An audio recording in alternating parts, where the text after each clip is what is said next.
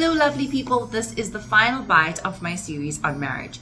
I've spoken about marriage being bigger than just you as a couple, that there's a purpose bigger for you to fulfill. I've also shared my opinion on one of the reasons why marriage ends in divorce versus living together for a long time.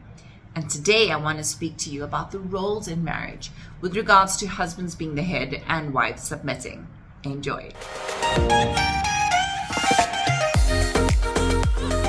Hi again, I hope I didn't offend anyone thus far in my marriage series, but rather have encouraged, inspired, and provided an enlightening and different perspective. Today I want to conclude the series on marriage by once again sharing my thoughts on headship and submission. This is such a controversial topic and so many people interpret it differently. The Bible says in Ephesians 5 verse 22 to 23, "Wives, submit yourselves to your own husbands as you do to the Lord.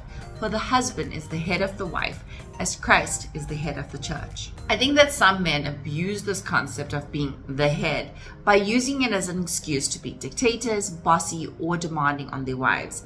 I think there are women who hear the word submit or submissive and panic and refuse to be doormats or taken advantage of or be seen as less than.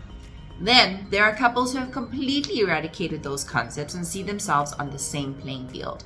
And then there are even some couples where the roles are completely reversed, where the woman is completely in control while men submit and just go with the flow. How you do you and your marriage and what works for you and your spouse is fine.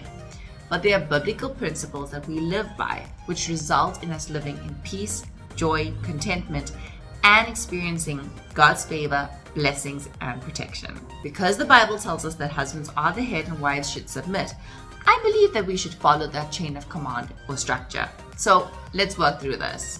Think about the workplace, a mentor, clubs, groups, or places of worship that you might belong to.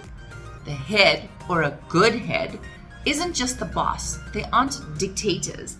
They lead by example. They teach and equip you to do your best in your role. They help you flourish and thrive. They set the vision and strategy to provide direction, purpose, clarity.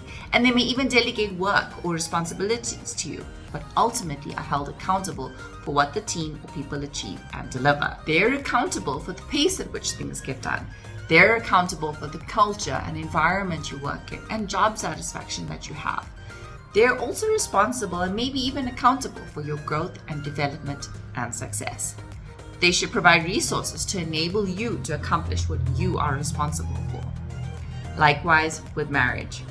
Men are meant to be the head of the wife, as they are to lead their wives, lead by example, cause the wife to flourish and thrive, provide for the family, and enable the wife to succeed in fulfilling her purpose and goals. Husbands are meant to provide direction and clarity for a peaceful, joyful, and loving environment to live and thrive in, but ultimately are accountable to God for his wife and the family. To be the leader or head means to be accountable to God, to provide, to protect, to defend, to enable, and to love his wife and family.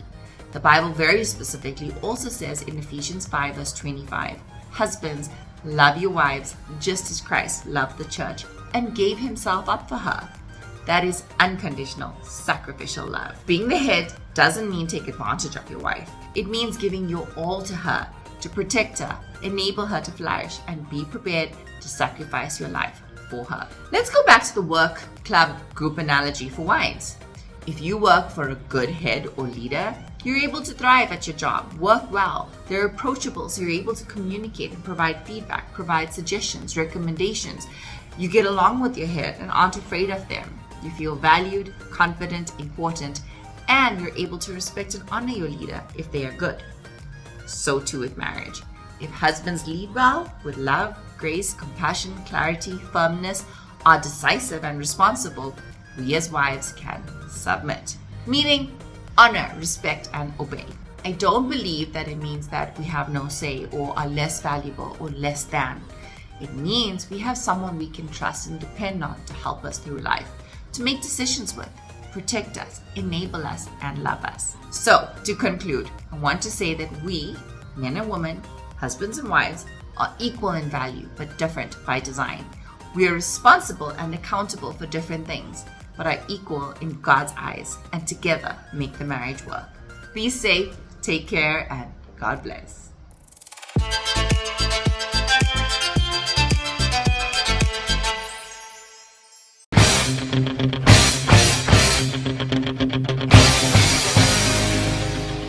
Hey, today's kilobyte challenge. Eat enough protein to not lose muscle mass if you're trying to lose weight. You want to lose fat, not muscle. Bye.